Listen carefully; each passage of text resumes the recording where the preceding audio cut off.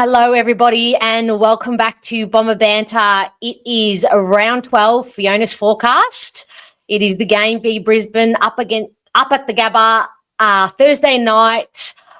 Why do I feel like this is like the top-up year where we had a host of untried players and untested players? A part of me feels really excited about it, but something tells me my co-host is not going to be feeling like that. Am I right about that? Solution? Sorry, what did you say? Oh, that's a great start. He's not even listening to what I'm saying. I was looking for couch questions. Oh, okay, fine. Because, that's how prepared we are. Did you say something vaguely positive? No. Let me start that again. Welcome. How are you? I'm good, thank you. Now, I think it's important we timestamp this forecast today. Usually the golden rule with podcasts or videos is you don't timestamp them, but it's currently 3:20 p.m. on Tuesday afternoon. And the reason I say that is between the time we record this and the time you publish it, we may have another 2 or 3 significant injuries. The universe, what is going on? It's a pandemic now. I hate to use that word, given we all have PTSD, but it's an epidemic. I can't compute how it's just all our tools. And it's just ridiculous that where we had depth pre-season, like going into this season, which is the midfield, no one in the midfield has gone down, touch wood, but none of them, they're all available. No, at this rate, we'll have Jai Menzie in the ruck. I think that's going to probably happen soon. And I did say on our pod, I got massive... I just had a fit over the weekend when I saw Goldstein trending. And I'm like, holy shit, Goldstein's now down. And, of course, it's this electorate that's still yet to be decided. So... it's only a matter of time before he goes down as well, you realise. Probably, and touch wood, I hate to say it, if we don't give Caddy a break, like at some point, he's probably going to, his body's probably not going to stand up unless we give him a little break at some point. So, look, the good news is that the universe has just whispered in my ear that there's a reason it's all happened in the first 12 rounds, and it's told me that that's it now for injuries for the year. We're done. Is the universe drunk? Did you ask it? I did, and it says it doesn't roll that way. So okay. I don't know. It says that the mid-season draft is tomorrow evening, and let's get excited about that. And if one wanted to get excited about the mid-season draft and watch it, where would one go? One would only have to come right here to this YouTube channel and tune in at 8:30. We will be going live. When I say we, I mean me and Felix from Everything Essendon, who has a plethora of knowledge of all the young potentials, signed up for the mid-season draft, and I'll be picking his brain, and we'll talk about who we pick up. I think at an absolute minimum, it'll be three players, probably 1 or 2 who are going to be absolutely ready to come in and play ASAP. Maybe not Thursday night, but definitely the week following, especially if we pick up I'd say a ruck. If we pick up a ruck Wednesday night, you like a gamble, so I'll tell you to put money on the fact that he's playing v Carlton. Yeah, I don't know if it's a betting type, but if I could bet on it, I would. So anyway, we'll be doing a live stream post the draft. It'll just be he and I talking, but you'll be able to ask questions in the comments and just find out a bit about what the players we pick up have to offer. So how do we forecast the changes with everything going on? Looking just at the VFL list. Yeah. Sorry, our current AFL list, I should say. The players in the VFL. Yeah. I thought that was a joke. I thought you made a little wise-ass joke there. I thought that was funny. The only time I am funny is when it's unintentional. The only time I am funny. Who do you think might... do we just get in whoever's fit? Sada, Shield? No, because we already can't fit the midfielders we have in there. Isn't it funny, right? Do we have tools to put in? Well, here's the thing, right? And this is how the universe works. Energy goes where attention flows. Everybody's whinging at gather round and onwards. Our backline's too tall. Melbourne don't have a forward line. Collingwood don't have a forward line. Our backline's too tall. Wow. When all your energy goes to the backline's too tall, look now. We have Laverty as our key back. We manifested this. That's how it works. This is how the universe works. So, okay, let me just close my eyes. Is James Hird back 25 and fit on our list? No, didn't work. You mean more like Dustin Fletcher? Or Dustin Fletcher, or whoever. I'd take whoever. I know Mason Fletcher is in the country.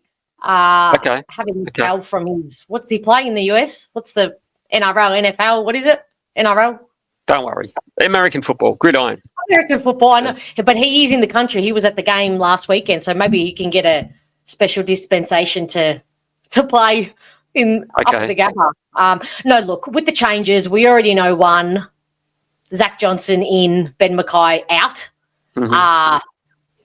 Well, when I say Ben Mackay, that's just not like for like, obviously, but Zach Johnson, who is playing his first game, which is very exciting. He's another one that everybody had huge raps on, and if he performs even half as well as what Clark has done, Roberts has done, Caddy has done, then I think we are just going to focus on enjoying him. He'll play in the back line as a half back, flanker, provide some run, hopefully help out Andy McGrath. They're going to have, we're not going to be so stuck on our on the tools in the Brisbane forward line because they really don't have tools. What's scary is their three smalls, and I probably would put them in the best in the league, to be quite honest. And you all whinge about my King Kelly, but tell you what, Charlie Cameron never had an easy day when King Cal was out there. So no, he didn't. There's three of them down there who are in incredibly good form in Rayner, Cameron and Archie. So you'd think Redman is going to have to sacrifice his intercept game, if you even call that's what he's been playing, or he's going to have to line up on one of them. Laverty is obviously going to get Hipwood, he's giving away a lot of height there, but we have no choice unless we pick up a McCartan in the draft tomorrow night, who is a tall from Geelong, and I see him, if he's on Geelong's list, if he can't get into the Geelong side, but he's in the Geelong culture, then just bring him in. That's right. Just draft all of Geelong's VFL team. So I think, Zach Johnson's going to have his hands full down there. Well, he'll probably play a bit more, of that sweeper intercept player to give him a bit of an easy induction. But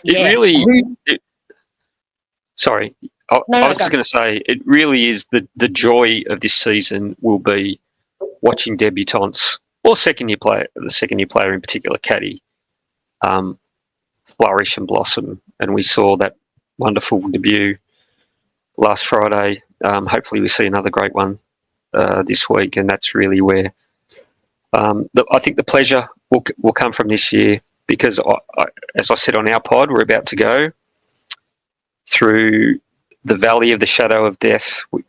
We have some hard games. I think we will possibly be on the end of some thumpings. Yeah. So, let's, as long as it's not detrimental to the development, like I do think Kako needs a chop out just for himself and for his body. And as you rightly pointed out, Caddy's been playing week after week after week, and I said, did I have him as a sitting Joe last week? I did, because I thought he probably needs a spell. Yeah. But as long as it's not detrimental to them and they're not getting tired or injured, sacred, we should just play the kids and enjoy them. Well, as I said in the intro, which I know you weren't listening to, but it's giving me top up year vibes, where we're just watching, enjoying.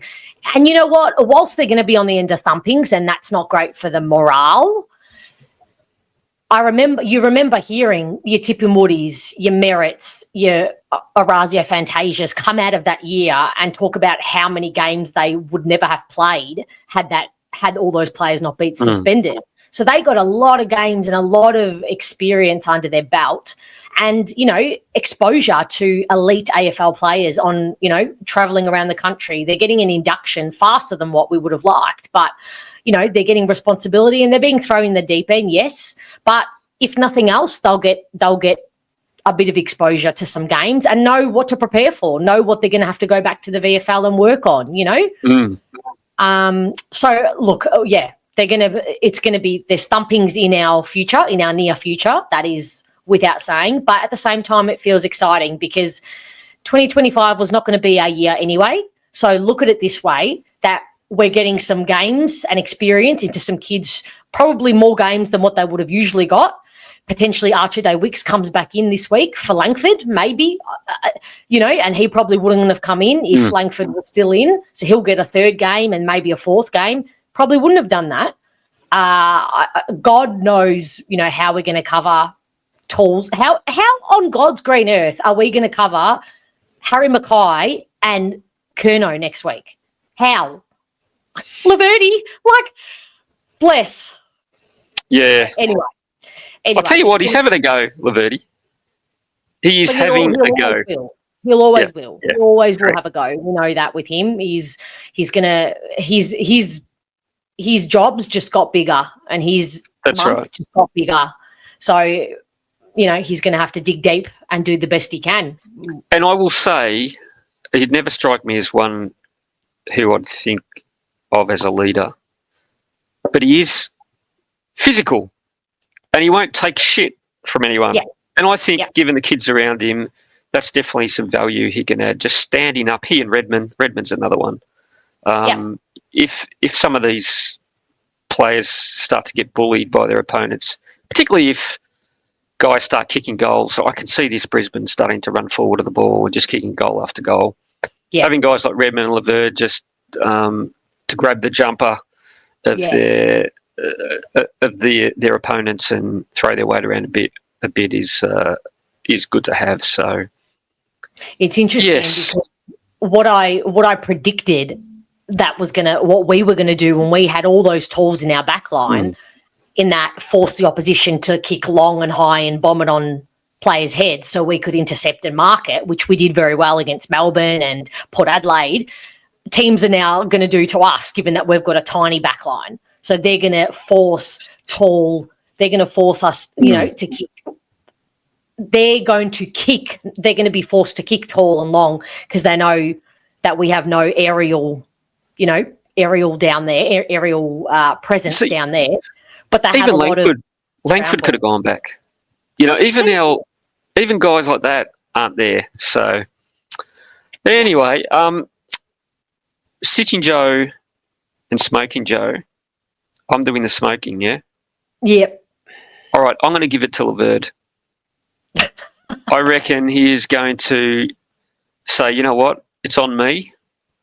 I'm going to marshal the troops. And because, of course, the Sitting Joe and the Smoking Joe is all about raising your level or lowering your standard level. Laverde doesn't have a huge bar to clear, so I think he's going to have a really good game and take on the responsibility of a senior player and fly the flag. And he might also get a sore neck as the ball soars over his head through the goals. Yeah, they're going to kick a lot of long bombs on the run. So there's another prediction. Laverde out, sore neck.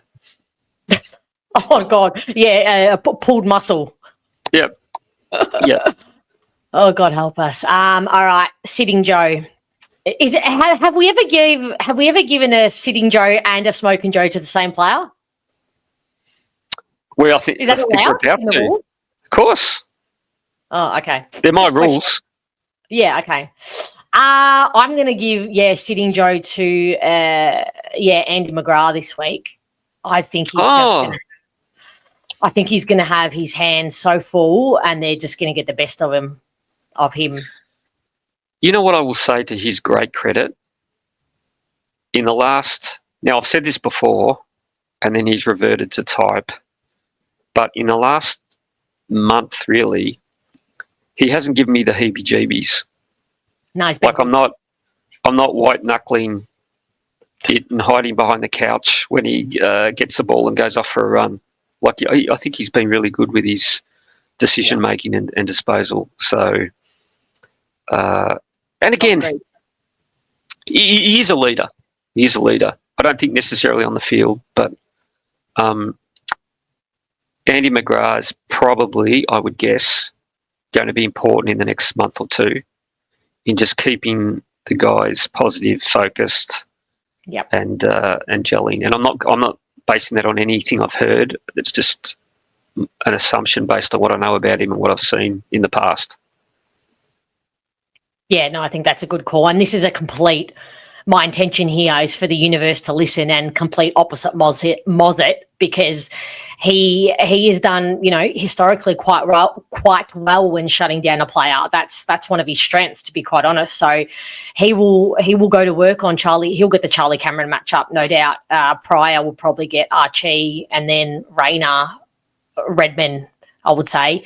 But yeah, he'll go to work on Charlie. And look, whilst I don't think anyone can match my king, I think he'll do his best. But I think Charlie will he's just too good of a player in too good form. Well, particularly as the ball will be down there a lot. Yeah. So he'll get plenty of bites of the cherry. Yeah. And he doesn't need many. Do you know what I mean? Like, he doesn't ever need many chances. He's so creative, and he just loves the chaos ball. Loves it. He kind of urges it. He wants it chaotically. Yep.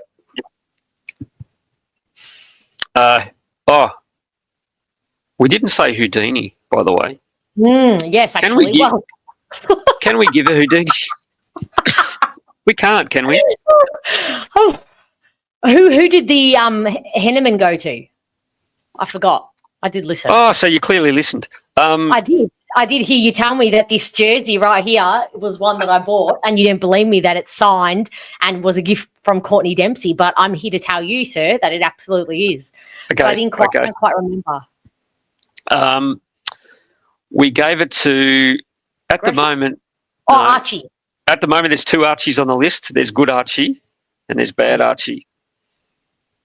Can bad Archie go back? To the twos? No. To the back line. I tell you what, it's not a bad shout. Based on... Did he spend some time in defence the week before last? At all? No. No. During his stints in the midfield, sometimes he'll end up down there. Yeah, okay. But no, yeah. I tell you what, maybe that could be sort of a way to maybe spur on some development that we don't otherwise have from him or see from him. And some form. And just basic form where he can just run straight at the ball, and follow a man around and just be accountable and be told, look, you know what, don't give a shit how many possessions you get, how flashy you are. You're not kicking goals today. You're in the back line and you're there to do a job and focus on the defensive stuff and maybe he could learn some of the things we don't see from him, which are the 1%ers. And I think everybody would agree that his deficiencies solely lie in the defensive realm, and it's his ball watching, his inability to click into defense from offense. Concentration. By the time his opponent's halfway up the ground, he's like, oh, I better go do the fake chase. So he's the master of the fake chase. The fake chase, yeah. That should be another award. Who won fake chase this week?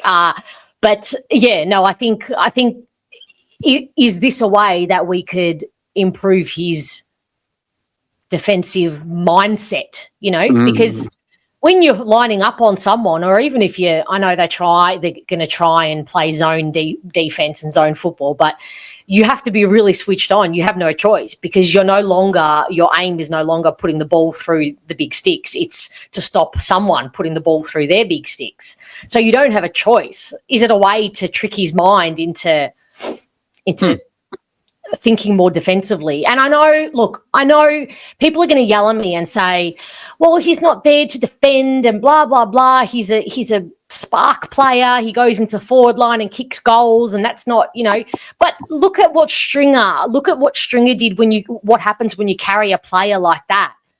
It becomes something that is too much is left up to the other teammates to do. You also have to have a defensive mindset as well when you are a forward and when you are a spark. So I don't know. We shake shit up, And now that Guelphy's back, he won't have to play. He won't have to be forced to go and play on, Bailey Dale as a defensive forward and make someone accountable. I don't know. It's just a thought. Do you think there's any chance, robbing Peter to pay 30 Pauls?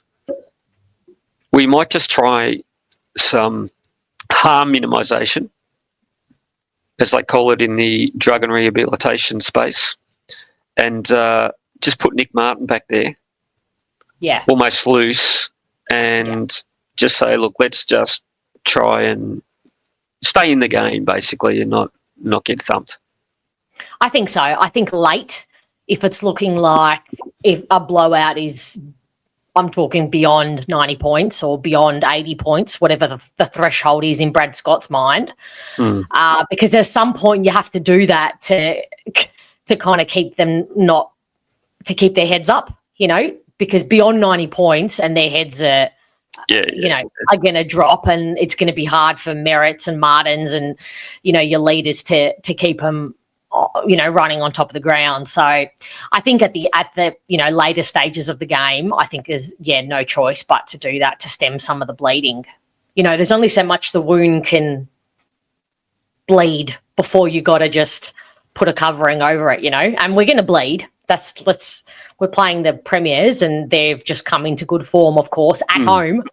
It's going to be completely ugly. I mean, if there's any mercy, Brisbane Lions or Pagan will, Chris Fagan will rest some blokes.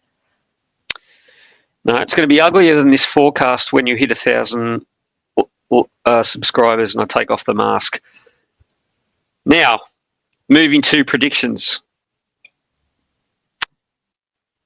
I think I'm, like, usually the sort of starting point of a prediction is 0, like scores level. And then you go, are we going to win? Are we going to lose? Is it going to be 15 points, 20 points? I'm sliding the scale up to, like, maybe the line's 50 points. Are we going to lose by plus 50 or under 50? That's almost my line. Like, 48 points, 49 points, I might even consider a fair victory. Yeah. Agreed. What do you think? Well, look, here's a way to not make it more than 50 points. If we just win it, if our midfielders go to work, win it in the middle, win it at stoppage, and then have some sort of semblance of game plan and system going into the forward line. That's a way to stop the bleeding, because the fight here is in their midfield, and there are contested balls in there, and they will absolutely tear it apart and get it. They are so good at two-way running and getting it into their forward line. It's quick, it's fast, and again, they have players who love the chaos ball, so it comes to ground more often than not. They don't take a huge amount of contested marks in their forward half. But we should, well, I'm saying this out loud, but also I recall 2 weeks ago in the forecast against the Bulldogs, you said that we could match it in the midfield. Given where that is where we have our full strength and our full health, we should match it, but their midfield is just as potent. That's where they do their damage. They love the hard contested ball, and we've got to, like, I was watching the, as you all know, or if you don't know, when I go for my runs twice a week, I watch a game. I do it on the treadmill because of my back and hip and knees and everything. I can't run outside on the pavement. And I watch games of football, of Essendon's wins and losses or whatever. And I was watching the Melbourne game this week on Monday. What day is it today? Tuesday. Yesterday I was watching the Melbourne game, and I was watching our midfield of Hobbs, Durham, and who else was in there? And Caldwell, with I think Setterfield coming in off the wing or half forward, and it was such an aggressive, powerful midfield, and I was like, that's a really good combo. They just would not let the ball out. Hobbs and Durham are just those bulls who just won't let it out, and so I think there's just got to be a lot of that happening, a lot of stoppages, a lot of just see ball, just tackle, force a throw up, and just give an opportunity to scoop it out to an Essendon player, on the peripheral and get it down to our forward line. Do you think Caldwell turned the corner a little bit against the Tigers? Absolutely.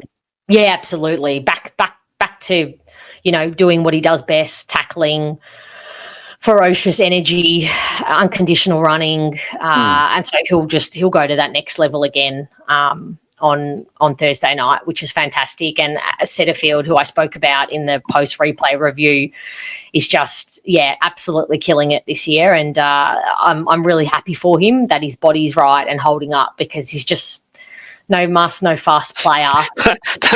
Don't say anybody's body's holding up right now in this environment. Speaking of the universe, like Queen Universe, what the fuck are you doing? Stop that. Check yourself. I know. Why'd I just do that? Yeah, okay. I should know better. Setterfield out for the season, ACL. It's coming. Stop it. Stop. No. I will not stand for any more injuries. But anyway, midfield. What was the question again? What question? Caldwell. Yes.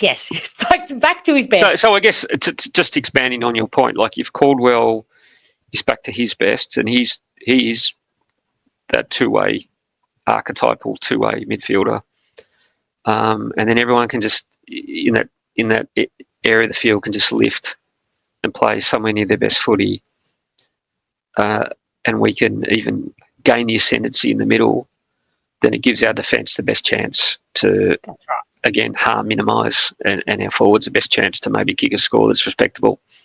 But we've danced around it long enough. Oh, okay. Oh, I think it's going to be, it could be 100 points. Yeah, I'm going to say like 97 points. Oh, Jesus. I think this is a bit more dangerous than the Bulldogs, given it's at the Gabba. If it was here, I'd go maybe 60, but because it's there. Any chance it's going to be wet, as it often is this time of year? Oh, you're a resident weatherman. I haven't looked at the weather, but I mean, but they like the weather. Yeah, but Saturday's 20 and rain. But we don't play on Saturday. Oh, fuck. When do we play? Thursday night. Would it be helpful if you get the correct day? Shit. Anyway, Saturday's going to be wet. Friday's going to be wet. Thursday, cloudy. Yeah. Oh, that's annoying. I mean, they enjoy the wet ball anyway, so. Am I the only one that just thinks we've had some weird, like Saturday, Dreamtime not being on a Saturday was weird. Yep. And playing Brisbane in Brisbane just screams Saturday night. That's when we normally play them. It's just weird for it to be on a Thursday. Well, no? Not really. The Dreamtime one was definitely weird. I even accidentally scheduled the fan cams for Saturday night. Somebody pointed that out to me. So that was definitely weird in my head. But so how much do you think we're losing by? Oh, look, I'll be slightly more optimistic than you, and I'll say 70. Okay. Can you imagine if you're like a player, say, if you're 2 meter Peter right now and you feel a little twinge or something, imagine him. I'm actually feeling a sore back right now, just as a supporter. But like, imagine him having to go tell the coaches, fuck, my back is not good here, or my leg. Imagine him having to own up to being injured. I do wonder, and it's a point that you made last week, I wonder whether Langford was feeling not quite right, even whether it was back soreness or somewhere else, just because he'd lost that pop Yeah.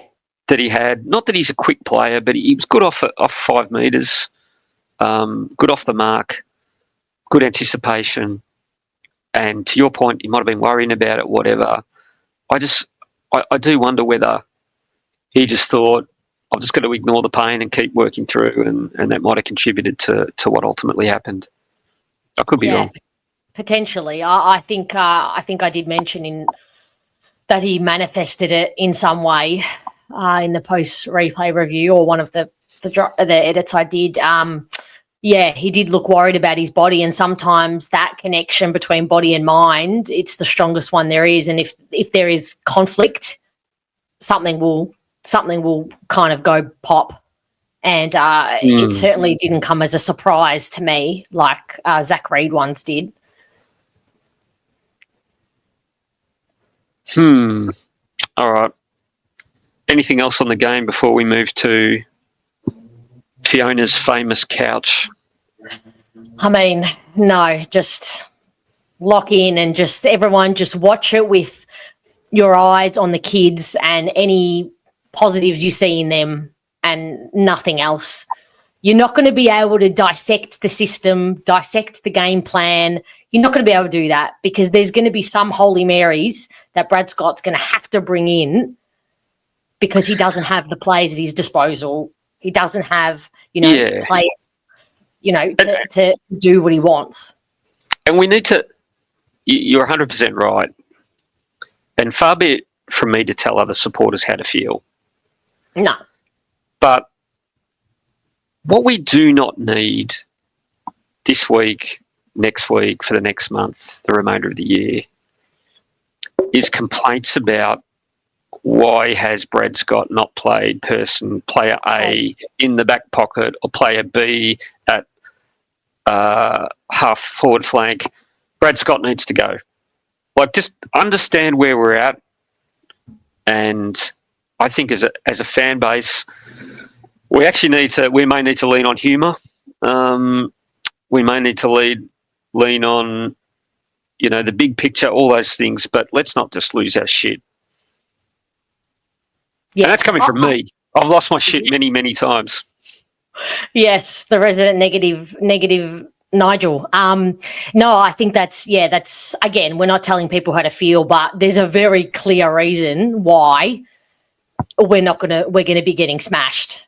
And, it's just a shame that we're going to play Carlton into form next week, because I reckon with our full strength side, they were gettable. They are certainly gettable at this point in time. So, but well done, and they play us twice, so they can bank those 2 wins, unfortunately. But, as we said earlier, just think about the games that kids are getting, the exposure that they're getting, and the bigger picture that next year they're going to be able to come in and gel even better with. What shits me the most about all this, I reckon, is just like not being able to get that chemistry and synergy built. Like it's such an important cog. Like I said in the post replay review, I watched the GWS game and versus Carlton on Saturday, and you just see them. It's just a hum. It's just an instinctual, like, I know you're going to be there. I know where you're going. I know what little nod you're going to do to tell me which way you're going. Like, it's just, and that takes time to build. And this year is now done. There's no potential for us to build that aside from in the midfield. They can get another string to their bow. But, yeah, it's just that's what shits me most. That's learnings. We're missing out on learnings. Yeah, that's the number one learning. That's going to suffer. But it is what it is. Again, let's not be in conflict with what is.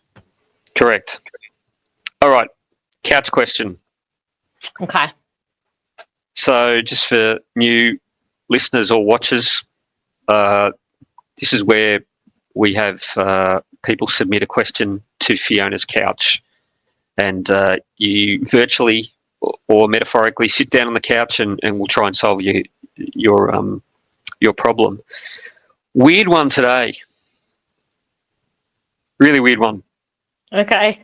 When you say weird, I don't know, because we've had ghosts and rabbits and so horny rabbits. I don't know how much weirder this can get, but here we go. My nephew in the US is underage. Hasn't started well. My nephew in the US is underage and just played a role in an R-rated film. My sister doesn't want to let him watch the film once it's released. Is that ridiculous? My nephew in the US is underage, just played a role in an R-rated film. My sister, presume his mother, doesn't want to let him watch the film once it's released. Is that ridiculous? Oh my God. I mean, is the illusion, the assumption that it's a porno? Is that Well, what that would you're be reading? X-rated. That would be X-rated. Oh, wait, is But that- R above X? X is porn. So what's R? I think it's like adult content which may contain sex, violence. So it's below X, you're saying? Yeah. Okay, so not But porn. you know, there could be this kid's in. like an R-rated film might be. It could be something like a real life documentary about snuff films, for example. Like that could be far worse for a kid to watch than X-rated. Oh, I don't know why I just went there in my head. I don't know what advice I can give. I mean, my head straight away, like, oh, this kid's been in a porno, like in a porn movie, and his mum doesn't want him to watch it back. I don't think it's ridiculous. In which case the problem would have been not so much the watching back, but the appearing in the porn in the first place. I do often wonder, like when I watch not that I watch seriously violent movies and shows, but in scenes that have violence that are quite triggering for me, and there's kids in the scenes who are playing the actors and actresses, I think to myself, what mum and dad have signed off on that to let their kid be in that part when it was such a violent role, or some of the words they have to say are quite... You've seen The Exorcist? No, I don't like horror films. Oh my God, you've got to see that movie. But Linda Blair was played like an early teen or pre-teen, 12, 13. She didn't play, she was 12, 13 at the time, child actor. Uh-huh. And I think that famously fucked her up. There you go. For some time. So it's a good point. The problem with this question... Sorry, you go. No, I was done. I think the problem is there's a few variables we'd need to understand to really address this question. How old is the kid? What's the nature of the film?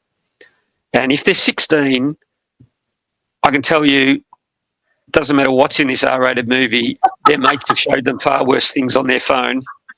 So just let them watch it.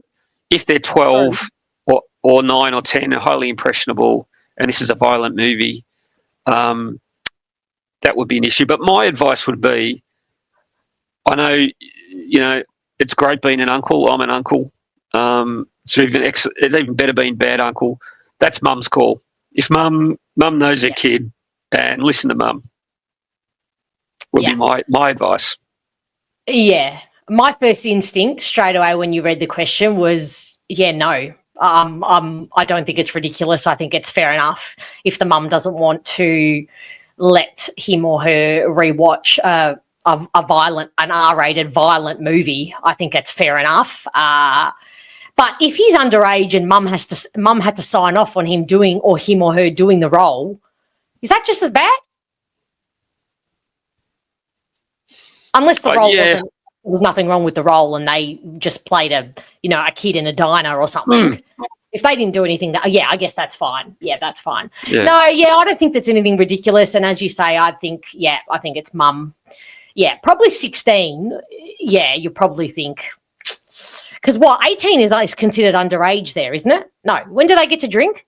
Because they drive at 16. I'm assuming it's underage. Well, that's the paradox. You can star in a porn. You could be American's version of Bonnie Blue. Yep. And get railed by 50 guys when you're 18, but you can't drink until you're 21.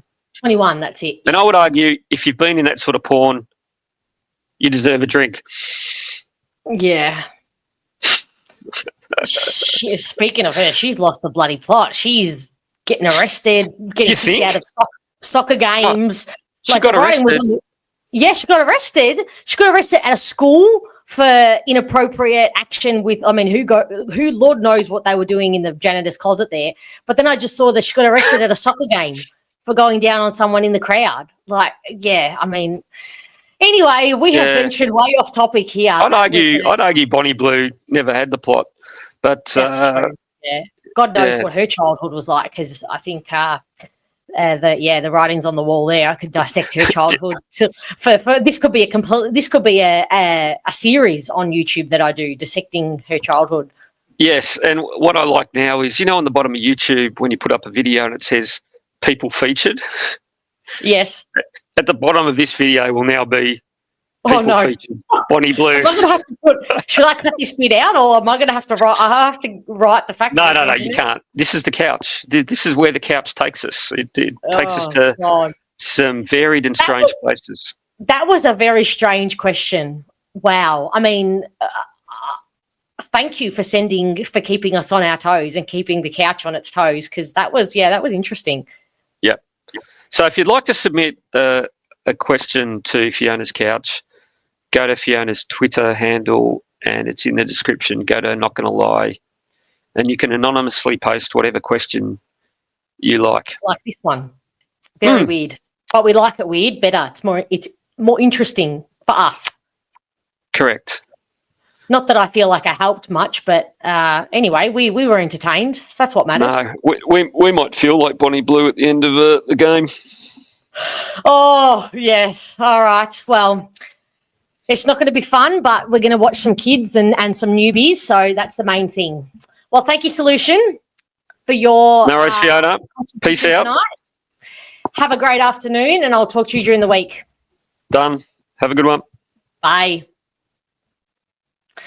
All right, that's it for Fiona's forecast. It felt like a bit of a weird one, and it wasn't very thorough because we don't really know who or what we're going to get on Thursday night and who is going to be there. So, but we will find out tomorrow night. Wednesday night, the teams drop. Also, the mid-season draft is happening. As mentioned, be back here at 8:30 live. Felix and I will talk through all our new kids or young adults or babies, whoever we're drafting. Could be a mix of all of them. We'll go through it and answer some questions and have some fun. All right, everyone, I'll see you then.